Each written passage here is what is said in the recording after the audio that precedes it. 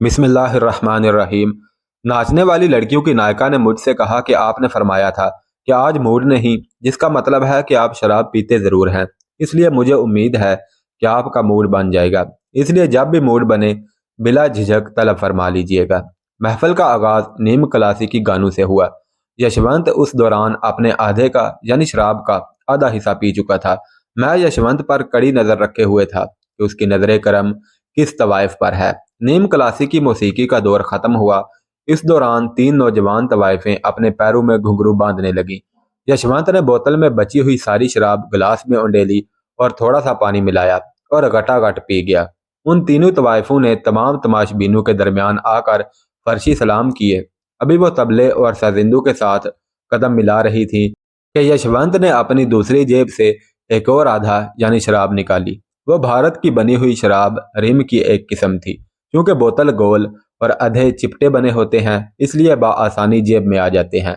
यशवंत ने दूसरी बोतल से कुछ शराब गिलास में उंडेली, पानी मिलाया और चढ़ा गया। अब वो पूरी तरह से नशे में चूर था। जब गाना शुरू हुआ तो वेल 1 रुपए की थी। नाचने वाली तीनों लड़कियों ने रक्स शुरू कर दिया। उन तीनों के कदम और रक्स के जाविये एक दूसरे से इतने मिले हुए थे कि वो एक ही जिस्म के तीन हिस्से दिखाई देती थी।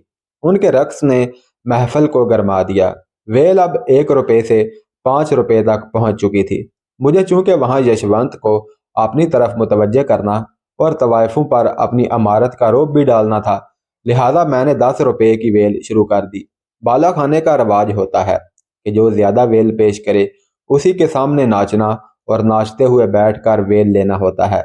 10 रुपए की वेल पर दूसरे तमाशाई कुछ चौंक से गए और मैंने रुपए रुपए के 10 नोटों के 10 पैकेट बनाकर वेल देनी शुरू कर दी।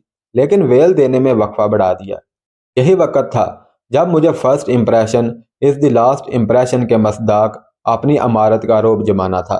मैंने वेल 20 रुपए की कर दी। बाला खाने का असूल है 2 या 2 से ज्यादा अफराद अगर वेल पेश करें तो उनमें जो ज्यादा पैसों की वेल दे तवायफ उसके पास पहले आती है। मैं अपने हमरा खासी रकम लेके गया था। 20 रुपए की एक गड्डी के अलावा 100 रुपए के 60 नोट मेरे पास थे। बैक वक्त यशवंत ने और मैंने यशवंत की महसूस तवाइफ को वेल देने के लिए इशारा दिया। मेरे पास 20 रुपए का नोट था और यशवंत ने 10 का नोट आगे किया हुआ था। तवाइफ सीधी मेरे पास आई और ठुमके दिखाकर नोट लेकर उठने लगी तो मैंने 20 का एक और नोट उसके आगे करके उसे बिठा लिया। 20 वाले नोटों की गड्डी मैंने अपने सामने रखी हुई थी। एक के बाद एक नोट निकालकर तवाइफ को उठने नहीं दे रहा था। यशवंत ने अपना हाथ जिसमें 10 का नोट पकड़ा हुआ था पीछे कर लिया। मैंने अपना सिलसिला जारी रखा। यशवंत मायूस होकर उठने लगा तो मैंने बाजू से पकड़कर उसे बिठा लिया और कहा, यशवंत बाबू ये क्या? वो एक अजनबी के मुंह से अपना नाम सुनकर कुछ हैरान सा हुआ।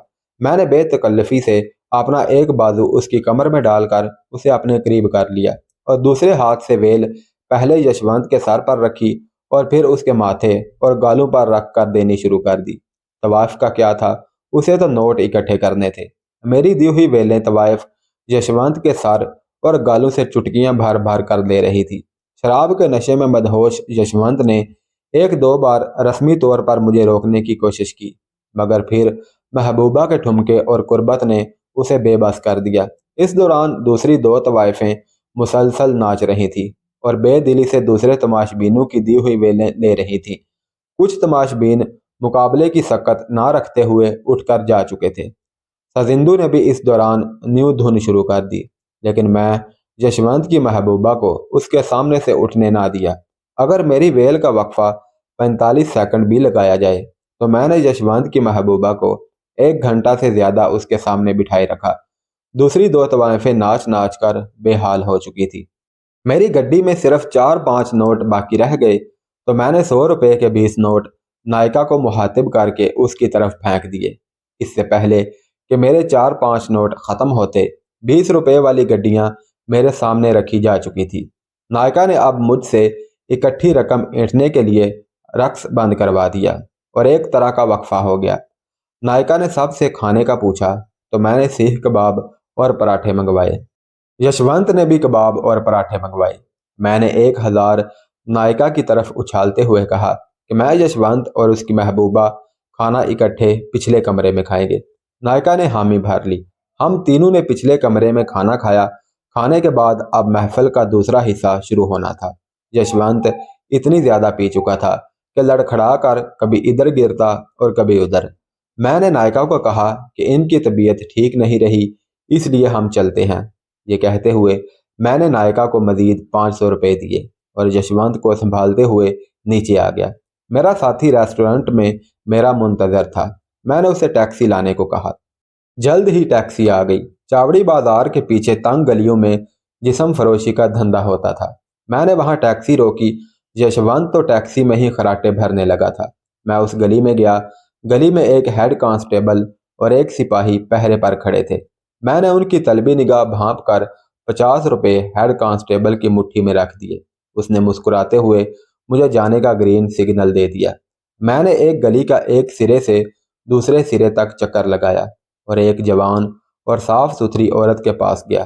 چھوٹے موٹے غلیظ کمروں میں صرف 8-10 ہی کھلے تھے، باقی سب بند تھے۔ میں اس عورت کے قریب گیا تو وہ بولی، 1 گھنٹے کا 30 روپے لوں گی۔ میں نے کہا 300 دوں گا اور 1 گھنٹے میں واپس بھی چھوڑ جاؤں گا۔ وہ کچھ سوچنے لگی۔ میں نے کہا 500 دوں گا۔ اس نے دلاورے نام کے کسی مرد کو بلانے کے لیے آواز دی اور میری آفر بتائی۔ دلاورے بولا، کہاں لے جانا ہے؟ میں نے کہا دریا گنج۔ اس نے کہا کوئی چکر ہے؟ میں نے جواب دیا ہاں، ایک ہندو کو جس نے کئی مسلمان لڑکیوں کو خراب کیا ہے اسے رسوا کرنا ہے۔ اس نے کہا آپ مسلمان ہیں؟ میں نے کہا ہاں۔ اس نے کہا ثبوت؟ میں نے کہا کہ کمرے میں آؤ، ثبوت دکھاتا ہوں۔ ثبوت دیکھنے کے بعد وہ مطمئن ہو گیا۔ اس نے کہا کہ آپ نے ادھر ادھر کی بات کرنے کے بجائے سچی بات کی ہے۔ آپ مجھے بھلے آدمی لگے ہو۔ میں زری کو آپ کے ساتھ بھیج دیتا ہوں۔ 1 گھنٹہ کی بجائے آپ اسے بے شک صبح تک اپنے پاس رکھیں، مگر صبح تک واپس چھوڑ جائیں، اور ایک بات، 1 سے زیادہ آدمی اس کے پاس نہ جائیں۔ میں نے اسے کہا کہ 1 آدمی بھی نہیں جائے گا، ہمیں بس اس ہندو کو رسوا کرنا ہے، اور بس۔ اس نے زری کو میرے ساتھ جانے کا کہا اور خود کمرے کے اندر چلا گیا۔ زری 5 منٹ میں میک اپ درست کر کے باہر آ گئی اور میں اسے لے کر گلی سے باہر آ گیا۔ ڈرائیور کے ساتھ اگلی سیٹ پر میں بیٹھ گیا۔ پچھلی سیٹ پر یشونت، ساتھ زری اور ساتھ میرا ساتھی بیٹھ گئے۔ میں نے اسے دریا گنج جانے کا کہا۔ دریا گنج جانے کے راستے میں کوئی آبادی نہ تھی، صرف درخت اور جھاڑیاں تھیں۔ میں نے ڈرائیور سے کہا کہ وہ ادھر رک جائے۔ اپنے ساتھی کو میں نے سوئے ہوئے یشونت کو جھاڑیوں کے پیچھے لے جانے کا کہا اور زری کو بھی اس کے پیچھے جانے کا کہا۔ ڈرائیور کو میں نے 100 روپے کا نوٹ دے کر کہا کہ گاڑی کا بونٹ اٹھا کر یوں کھڑے ہو جاؤ جیسے انجن خراب ہو گیا ہے، ہم 15-20 منٹ میں واپس آتے ہیں۔ وہ ہنسنے لگا اور کہنے لگا، باؤ جی موج کرو موج، خالصہ تواڈا ایتھے 4 گھنٹے بھی انتظار کر لوے گا۔ چاوڑی بازار اور پھر جسم فروشی کے اڈے سے ایک عورت کو ساتھ لاتے ہوئے وہ ہمارے ارادے کو سمجھ گیا تھا۔ میں ہنسا اور اس کے ہاتھ پر ہاتھ مار کر خود بھی جھاڑیوں کے پیچھے چلا گیا۔ یشونت نشے میں چور زمین پر ڈھیر پڑا تھا۔ میرے ساتھی کو بھی علم نہ تھا کہ میں کیا کر رہا ہوں۔ میں نے اسے یشونت کے سارے کپڑے اتارنے کا کہا۔ ادھر زری کو بھی کہا کہ وہ بھی ادھر آؤٹ میں اپنے سارے کپڑے اتار دے۔ 5 منٹ میں دونوں کپڑوں سے آزاد ہو چکے تھے۔ میرا ساتھی اور میں دونوں مسلح تھے۔ میرے ساتھی کے پاس 2000 روپے تھے۔ میں نے اس سے ساری رقم لے لی اور اپنے بھی سارے نوٹ نکال کر یشونت کے ہاتھ میں پکڑا دیے۔ یشونت کو میرے ساتھی نے زمین پر بیٹھے بیٹھے کھڑا کر کے سہارا دیا۔ میں نے زری سے کہا کہ وہ یشونت کے بالکل ساتھ کھڑی ہو کر یشونت کے سینے پر اپنا سر رکھ دے۔ اب پوز کچھ یوں تھا کہ دونوں بالکل ننگے جھاڑیوں کے پیچھے کھڑے تھے۔ زری اس کے ساتھ لپٹی ہوئی تھی اور یشونت نے اپنا ہاتھ اس کے پیچھے سے نکال کر اس کے جسم کے سامنے رکھا ہوا تھا۔ میں نے ساتھی سے کیمرہ لے کر اس پوز میں اور کئی دوسری پوزیشنز میں 12 تصویریں لے لی۔ اس کے بعد نوٹ میں نے یشونت کے ہاتھ سے لے کر اپنے پاس رکھ لیے۔ ساتھی نے یشونت کو کپڑے پہنائے، زری نے اپنے کپڑے پہنے۔ اس کام سے فارغ ہو کر جب ہم ٹیکسی کے پاس گئے تو تقریباً اس سارے کام میں 30 منٹ لگے تھے۔ ٹیکسی ڈرائیور حیران تھا کہ 3 آدمی اتنی جلدی فارغ کیسے ہو گئے۔ میں نے اسے واپس چاوڑی بازار چلنے کو کہا۔ گلی کے قریب پہنچ کر میں نے گاڑی رکوائی اور زری کو واپس چلے جانے کو کہا، لیکن اس نے کہا کہ مجھے گھر تک چھوڑ کر آئیں ورنہ پولیس والے مجھے زبردستی ہمراہ لے جائیں گے۔ میں زری کو اس کے کمرے کے پاس چھوڑ کر واپس پلٹا تو وہی پولیس والے وہاں موجود تھے۔ 50 روپے کی رشوت کی گرمی کی وجہ سے وہ میرے جانے اور واپس آنے پر مسکرائے۔ اب میں نے ٹیکسی ڈرائیور کو ریلوے اسٹیشن پر چلنے کا کہا۔ ریلوے اسٹیشن پر ہم نے یہ ٹیکسی چھوڑ کر دوسری ٹیکسی لی اور یشونت کے گھر کی طرف روانہ ہوئے۔ یشونت کے گھر کی گلی سے چند قدم دور میں نے ٹیکسی رکوائی۔ میں ٹیکسی میں بیٹھا رہا اور میرا ساتھی سوئے ہوئے یشونت کو اس کے گھر چھوڑنے چلا گیا۔ بقول اس کے یشونت کے لڑکے نے دروازہ کھولا تھا۔ میرے ساتھی نے یشونت کو اس کے حوالے کیا اور تیزی سے واپس آ گیا۔ یشونت کے لڑکے نے میرے ساتھی سے کوئی سوال نہ کیا، شاید یہ اس کے روز کا معمول تھا۔ میں نے اپنے ساتھی کو محلہ فراش خانہ کے قریب اتار دیا، اسے لی ہوئی رقم اسے واپس لوٹا دی اور کہا کہ فلم ارجنٹ واش کروا کر ہر فوٹو کی 3 کاپیاں بنوا لینا۔ میں اگلی شام 7 بجے چاوڑی بازار کے اسی ریسٹورنٹ میں ملوں گا۔ ساتھی کو رخصت کر کے میں نے ٹیکسی ڈرائیور کو نیو دہلی چلنے کو کہا۔ لودھی ہوٹل سے آگے گزر کر میں نے ٹیکسی کو فارغ کیا اور ٹہلتا ہوا واپس ہوٹل آ گیا۔ آپ داستان کا یہ حصہ سن کر یا آئندہ آنے والے واقعات سن کر آپ مجھے گرا ہوا بلیک میلر اور نہ جانے کیا کیا کہیں گے، مگر باخدا میں نے جو بھی کیا وطن کی خاطر کیا۔ اس میں میرا اپنا ذاتی کوئی مفاد نہیں تھا۔ دشمن اپنے ملک کے دفاعی راز تشتری میں رکھ کر پیش نہیں کیا کرتا۔ دوسری بات، ہم 5 ساتھی بھارت میں ہندو بن کر رہ رہے تھے اور ہم اپنے وطن کی بقا کے لیے دشمن کے دفاعی راز چوری کرنے گئے تھے، نہ کہ کسی تبلیغی مشن پر۔ ہم نے والنٹیئر کیا تھا کہ ہم بھارت میں ہندو بن کر رہیں گے اور اپنا کام سار انجام دیں گے۔ مشن کے آخری دور میں میں اپنوں کی غداری کی وجہ سے پکڑا گیا اور 3rd ڈگری کا 1 ماہ 6 دن بھرپور ظلم برداشت کیا۔ ان کی مہمان نوازی کے ثبوت آج بھی میرے جسم پر موجود ہیں۔ اگلے روز میرے 2 ساتھی مجھے چاوڑی بازار کے اس ریسٹورنٹ میں ملے۔ وہ مجھے دیکھتے ہی ہنستے ہوئے میرے پاس بیٹھ گئے اور رات کھینچی گئی 12 تصاویر کا سیٹ میرے سامنے رکھ دیا۔ یہ تصاویر بالکل صاف آئی تھی اور فلیش نے پیچھے جھاڑی کو بھی نمایاں کر دیا تھا۔ 2 سیٹ اور نیگیٹو وہ احتیاطی طور پر گھر چھوڑ آئے تھے۔ ان تصویروں کی وجہ سے یشونت مجھے بالکل بے دست و پا نظر آ رہا تھا۔ اس کی کمزوری ہاتھ آ چکی تھی۔ اب مجھے کرنا یہ تھا کہ یشونت سے مل کر اسے یہ تصویریں دکھا کر اس کے بھیانک انجام کی تصویر کشی کرنی تھی، تاکہ وہ میری ہر بات ماننے پر مجبور ہو جائے۔ میں نے فیصلہ کیا کہ یشونت کو ملنے کے لیے 2-3 دن کا وقفہ لیا جائے۔ گزشتہ رات وہ اتنا مدہوش تھا، میری تمام کارروائی کے دوران اس نے ذرا بھی مزاحمت نہیں کی تھی۔ اگر اسے کوئی بات یاد آئی بھی تو شاید وہ اسے خواب سمجھے۔ اگر سب کچھ یاد آ بھی جائے تو اس سے سنبھل جائے۔ اسے فوری ملنے اور تصویر دکھانے سے ہو سکتا ہے کہ وہ خود ہی اپنے افسران کو سب کچھ بتا دے۔ میں اسے چند روز شش و پنج میں رکھنا چاہتا تھا۔ ہم ریسٹورنٹ میں 3-4 گھنٹے بیٹھے رہے، لیکن اس رات یشونت نہیں آیا۔ اب مجھے بازی جیتنے کے لیے پتے نہایت ہوشیاری سے کھیلنے تھے۔ میں نے ساتھیوں سے کہا کہ جو عیسائی سویپرز کے پیچھے لگے ہوئے ہیں ان کو کہنا کہ اپنا کام نہایت ہوشیاری اور تیزی سے ختم کرے۔ میں چاہتا تھا کہ اگر یشونت کو قابو کر لیا تو عیسائی سویپرز کے ذریعے مزید کام جاری ہو سکے۔ میں نے اٹھتے ہوئے دونوں ساتھیوں سے کہا کہ وہ اگلی صبح یشونت کی نگرانی کریں اور دیکھیں کہ وہ دفتر جاتا ہے کہ نہیں۔ اس کے چہرے سے اس کا تاثرات کا اندازہ لگائیں اور ہر شام اسی ریسٹورنٹ میں بیٹھ کر اس کا انتظار کریں۔ جو ہی وہ بالا خانے جائے تو ایک اس کا پیچھا کرے اور دوسرا اکبر ہوٹل کی لابی میں آ کر مجھے انفارم کرے۔ غرض ان انتظامات کے بعد 4 روز تک میں نے یشونت کا انتظار کیا، لیکن وہ چاوڑی بازار کی طرف نہیں آیا۔ سویپرز کی نگرانی کرنے والے ساتھیوں کی طرف سے بھی کوئی مثبت نتائج نہیں مل رہے تھے۔ ان حالات کے پیش نظر میں نے خود یشونت سے رابطہ کرنے کا فیصلہ کیا تاکہ مزید وقت ضائع نہ ہو۔ میں نے ایک ساتھی کی ڈیوٹی لگائی کہ وہ اس کے دفتر سے واپسی کے وقت اس کے ساتھ بس میں سوار ہو جائے اور کسی بس سٹاپ کے نزدیک پہنچ کر ایک چٹ اس کے ہاتھ میں تھمائے اور اتر کر غائب ہو جائے، اور دوسرا ساتھی اس کے گھر کے سٹاپ تک اس کی خفیہ نگرانی کرے اور دیکھے کہ یشونت گھر جاتا ہے या उस चिट पर लिखे हुए पते पर जाता है। और इस बात का भी ख्याल रखे कि यशवंत का पीछा तो नहीं किया जा रहा। चिट पर मैंने इंग्लिश में लिखा कि चिट पढ़कर इस पर लिखे मतलूबा एड्रेस पर घर जाने से पहले पहुंच जाओ, वरना तुम्हें और तुम्हारे घर वालों को नाकाबिले तलाफी नुकसान पहुंच सकता है। मेरे साथी तुम्हारी निगरानी में लगे हुए हैं। ये सारा काम आइंदा रोज होना था। मैं इस मिशन की तकमील के लिए बस में चिट देने वाले साथी और खुद को यशवंत के सामने एक्सपोज करने का खतरा मोल ले रहा था, लेकिन इसके सिवा कोई चारा ना था।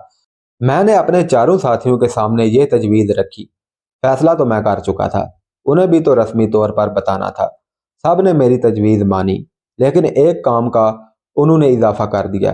चिट से लेकर यशवंत से मुलाकात तक और बाद में मुकर्ररा मुकाम तक पहुंचने तक वो मुसल्लह होकर मेरी निगरानी करेंगे, ताकि एमरजेंसी की सूरत में वो मेरा बचाव कर सके।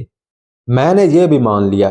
प्लान तैयार हो गया और अगले रोज उस पर अमल पैरा होना था। उस वक़्त मुझे एहसास हुआ कि मेरे साथी मिशन की कामयाबी के साथ साथ मेरी ज़िंदगी और तहफ़्फ़ुज़ के लिए कितने मुस्तैद थे। इसीलिए मैं अपने 5 के ग्रुप को 5 मैन आर्मी कहता था। मैंने अपने कैमरे वाले साथी से कहा कि जब मैं और यशवंत रेस्टोरेंट से बाहर निकलें तो उसकी और मेरी एक तस्वीर बना लें। चूँकि शाम हो चुकी होगी, इसलिए फ्लैश गन का इस्तेमाल लाजमी करे। ये तमाम हदायत देकर मैं होटल वापस आ गया। भारत में आने के बाद ये पहला मौका था कि मैं खुद को बतौर मुसलमान और पाकिस्तानी एक शख्स के सामने ज़ाहिर कर रहा था। इसमें कामयाबी और नाकामी दोनों के 50-50 चांस थे। मैंने अपनी तरफ से हर तरह की मनसूबाबंदी की थी। चिट मिलने के बाद यशवंत को कोई मौका नहीं दिया गया कि वो अपने अफसरान से मिल सके, लेकिन यह भी मुमकिन था कि झाड़ियों में पेश आने वाला वाक़या उसे याद हो और उसने अपने अफसरान को बताकर चौकन्ना कर दिया हो। हमारे आइंदा इकदाम को नाकाम बनाने के लिए यशवंत की निगरानी और हिफाजत का बंदोबस्त कर दिया गया हो और साथ ही हमें ट्रैप करने का भी इंतज़ाम कर दिया गया हो। ऐसे हालात में पेश आने वाले वाक़यात से मैं बखूबी वाकिफ़ था, लेकिन मेरी छठी हिस्स मुझे कह रही थी कि हम अपने मकासद के हसूल में कामयाब होंगे। मेरी तरबियत के एहतमाम पर मेरे सीनियर्स ने जो मेरी रिपोर्ट बिग बॉस को भेजी थी, वो मुझे भी दिखाई गई थी। उसकी इंग्लिश में लिखी हुई आखिरी सतूर मुझे अब भी याद हैं, जिसका तर्जमा यूं है: मेरा ख्याल है कि यह एक ना टूटने वाला पुरउम्मीद शख्स है।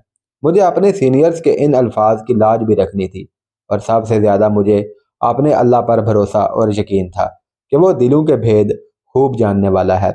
उसके नाम पर बनाए गए मुल्क की बका और सलामती के लिए जो भी मैं गैर अखलाकी काम किए हैं, वो उसकी असलियत बखूबी जानता है।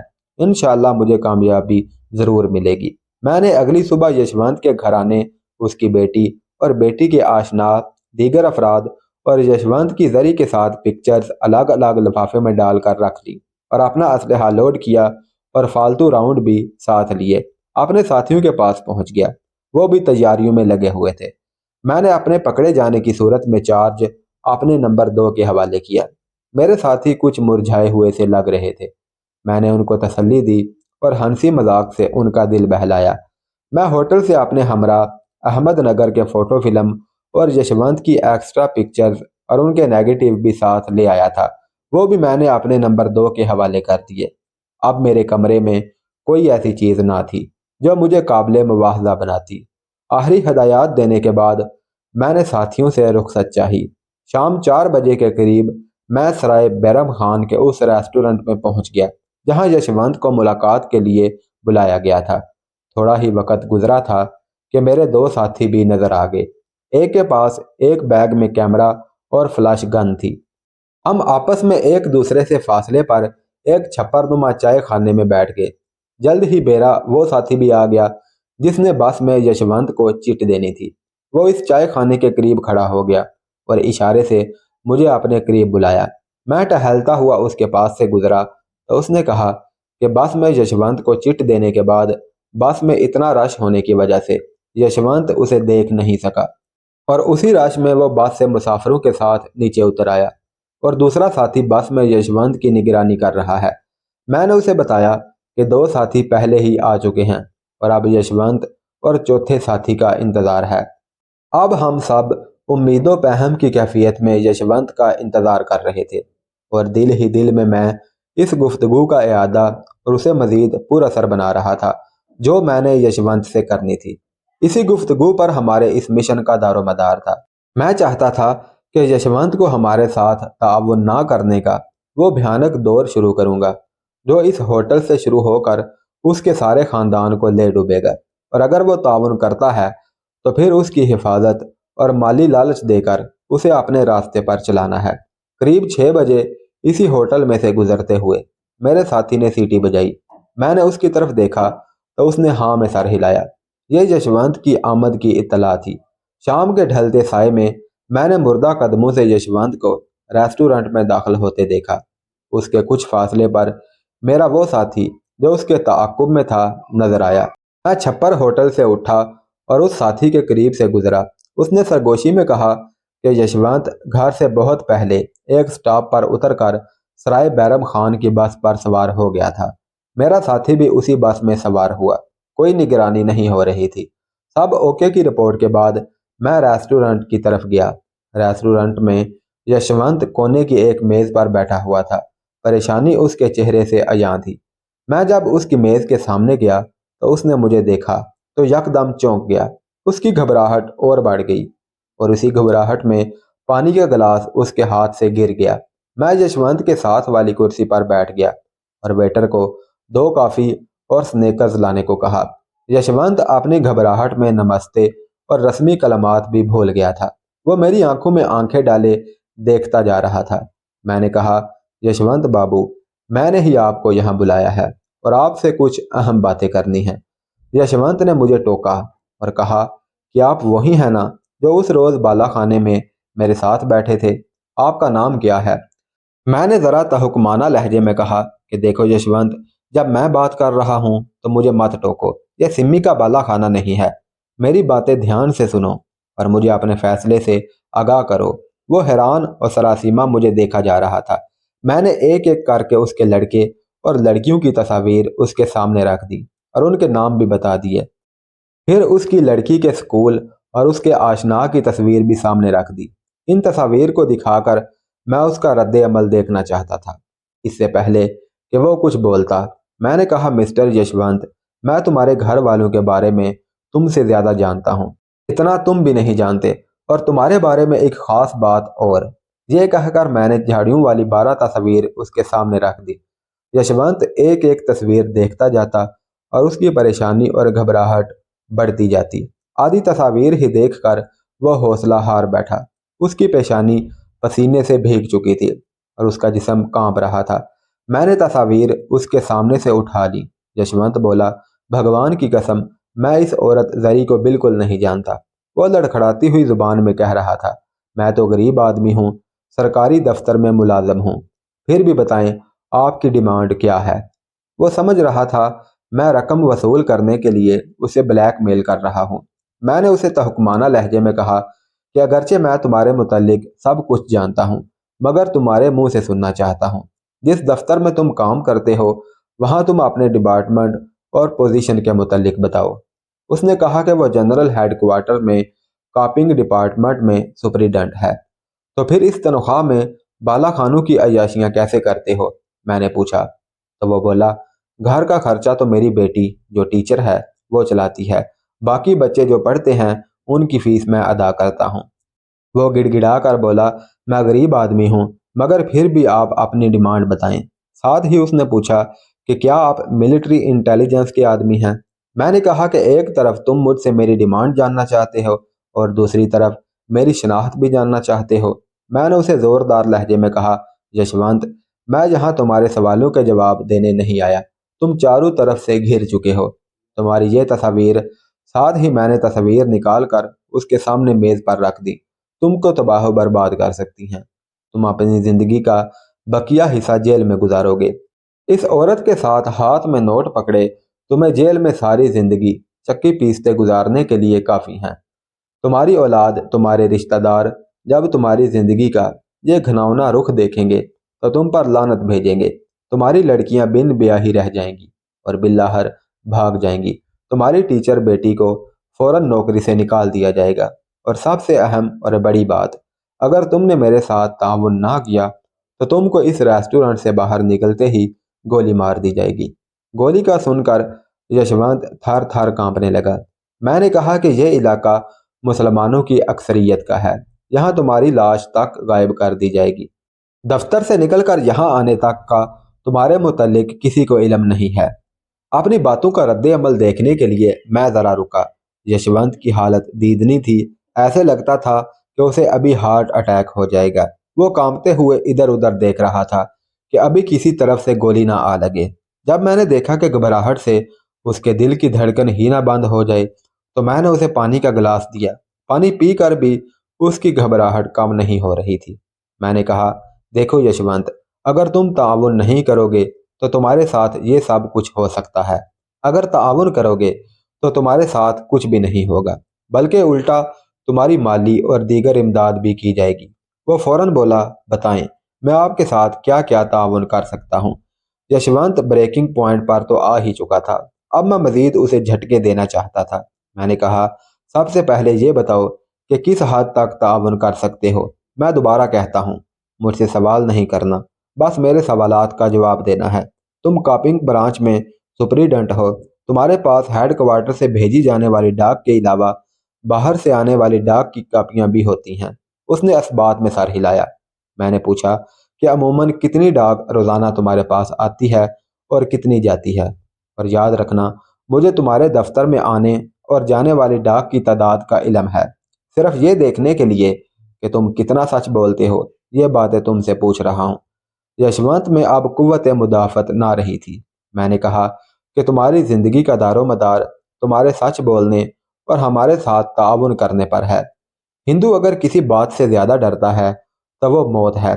इसी मौत के डर की वजह से चंद हजार गैर मुल्की मुसलमानों ने उन पर सैकड़ों साल हुकूमत की। अपने अंदर से मौत का खौफ दूर करने के लिए उन्होंने अपने हाथ से काली माता की मूर्ति बनाई, मगर वो मूर्ति भी उनमें से मौत का खौफ दूर करने का सबब ना बन सकी, क्योंकि एक बेजान चीज खुद किसी को नफा या नुकसान नहीं पहुंचा सकती। यशवंत ने बताया कि औसतन 40 खतूत रोजाना मुख्तलिफ डिवीजनों से आते हैं और तकरीबन इतने ही हेडक्वार्टर से बाहर भेजे जाते हैं। मैंने क्लासीफाई खतूत का पूछा तो उसने बताया कि यह खतूत बगैर खोले डायरेक्ट मकतूबे आला को भेज दिए जाते हैं, लेकिन बाद में वो खतूत दोबारा मेरे पास फाइल्स में लगाने के लिए आ जाते हैं। इन सब के इंचार्ज तुम हो? उसने कहा, हाँ मैं हूँ। क्लासीफाइड और अहम खतूत तुम ही टाइप करते होगे? मैंने यूं ही सवाल जड़ दिया। ऐसे खतूत एक क्लर्क टाइप करता है, लेकिन कुरेक्शन के लिए पे मेरे पास आते हैं। मैंने चंद लम्हे तामल के बाद यशवंत से कहा कि क्या तुम मेरे साथ ताउन करने के लिए तैयार हो? उसने कहा कि इसके अलावा चारा क्या है। मैंने कहा कि एक दूसरी सूरत भी है कि रेस्टोरेंट से बाहर निकलते ही तुम्हें गोली मार देते हैं और तुम हर किस्म के ताउन से बच जाओगे। यशवंत ने अपने हाथ में मेरा हाथ पकड़ दिया और कहने लगा, नहीं नहीं सर, ऐसा ना कीजिएगा, मैं हर किस्म के ताउन के लिए तैयार हूँ। मैंने यशवंत की आंखों में झांकते हुए कहा, अगर तुम अपनी जान बचाने के लिए झूठ मूठ ताउन की बात कर रहे हो कि बाद में मुकर जाऊंगा, तो याद रखो, अगर तुमने ऐसा किया या किसी भी किस्म की चालाकी करने की कोशिश की तो फिर तुम्हारा और तुम्हारे घर वालों का वो हश्र होगा कि तुम सोच भी नहीं सकते। अपने ताउन के सबूत के तौर पर कल तुम पिछले 3 माह की क्लासिफाइड डाक किसी लिफाफे में डालकर साथ ले आना, और तुमसे मेरा आदमी तुम्हें आधी तस्वीर दिखाकर डाक वसूल कर लेगा। मैंने तस्वीर को मरोड़ कर आधा करके दिखा दिया। इस दौरान मेरे 1 दर्जन आदमी तुम्हारी हर नकलो हरकत पर नजर रखे हुए होंगे। अगर चालाकी करने की कोशिश की तो तुम्हें गोली मार दी जाएगी। उन खतूत में से हमारी ज्यादा दिलचस्पी जिन खतूत से है वो वेस्टर्न कमांड से आए और भेजे हुए खतूत से है। एक दिन तुम लिफाफा लाओगे और दूसरे दिन तुमको वो लिफाफा वापस मिल जाया करेगा। वेस्टर्न कमांड के नाम पर यशवंत चौंक गया। आप पाकिस्तानी हैं? मैंने कहा, नहीं, मैं भारतीय हूँ। इससे ज्यादा सवाल की तुम्हें इजाजत नहीं है। जब तुम हमारा एतमाद हासिल कर लोगे तुम्हें सब कुछ बता दिया जाएगा। यशवंत ने कहा कि इस अहम काम के बदले में मुझे कुछ मुआवजा भी दिया जाया करेगा। मैंने कहा, यह तो तुम्हारी और डाक पर मुनहसर है, इस पर तुमको माकूल मुआवजा दिया जाएगा। अगर कोई अहम खत हुआ तो उस पर डबल मुआवजा दिया जाएगा। मैंने तनबीह करते हुए उसे कहा کہ اسی کے دفتر میں میرا ایک آدمی کام بھی کر رہا ہے جو تمہاری نقل و حرکت پر نظر رکھے گا تاکہ تم کوئی چالاکی نہ کر سکو۔ کل تمہارے امتحان کا پہلا دن ہے۔